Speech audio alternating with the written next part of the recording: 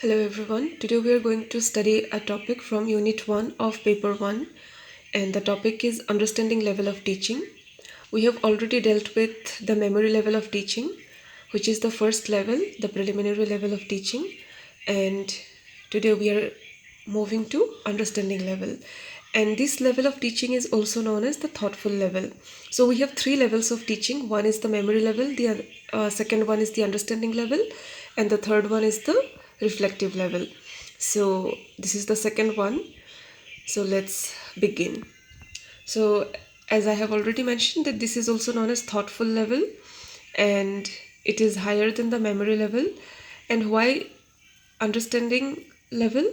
Because in this level the pupil or the student has acquired the perceiving capacity, that is, the student is able to perceive things now, and instead of just memorizing things, the student is now capable of perceiving or to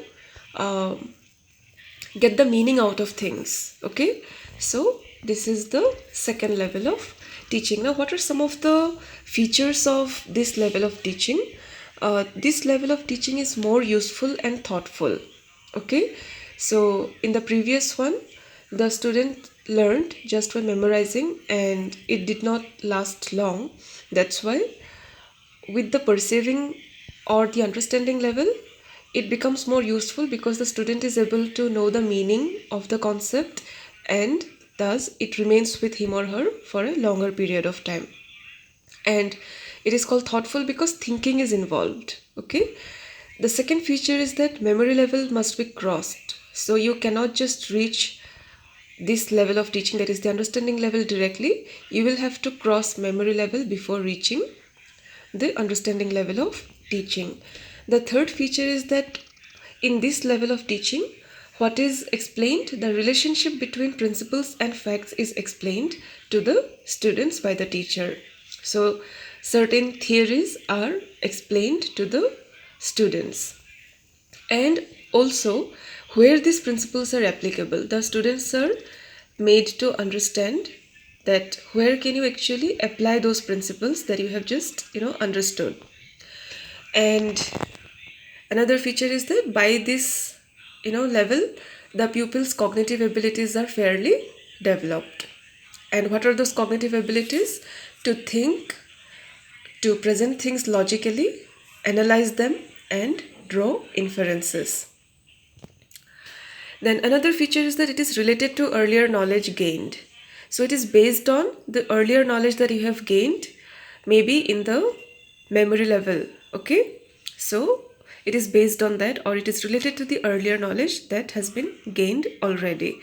Then cramming is not encouraged. So here, what do you mean by cramming? Learning something by heart without understanding the meaning of it. So cramming or just going over a topic again and again without knowing the meaning is not encouraged. Further, it is the basis for the reflective level. So as the memory level is the basis for understanding level is also the basis for the next level, which is the reflective level. And we will study about reflective level in our next video. Now, the 10th point, what are some of the methods used in this level of teaching? We use the lecture method. Okay, you all know what a lecture method is. Then we have the demonstration method, where the concept being learned is demonstrated through some means or aids. Then we have the discussion method, and discussion is often a two-way process. Okay, it is an interactive process. And then we have the inductive and deductive method. Now what are inductive and deductive method? We will learn about inductive and deductive method in detail for our reasoning chapters from unit, I don't know, maybe the later units. Let me just pick up the syllabus, I'll let you know. Yes, unit 6, the logical reasoning part, and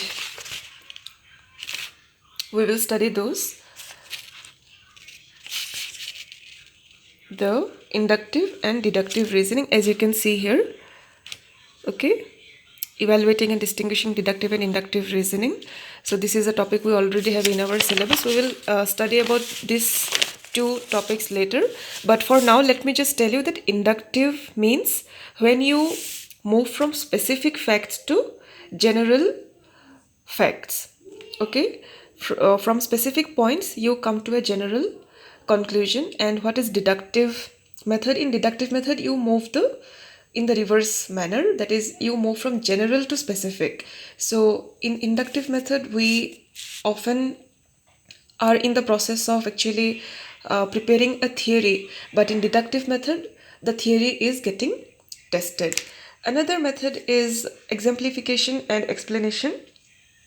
Now, what is exemplification? Where you use examples to explain a topic. Use lots of examples to make the topic more vivid in the minds of the students, so that it is easier for the students to understand the topic well with particular examples or instances.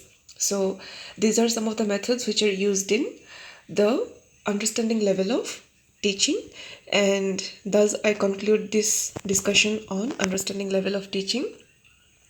Let me move to the next topic in the next video. Thank you.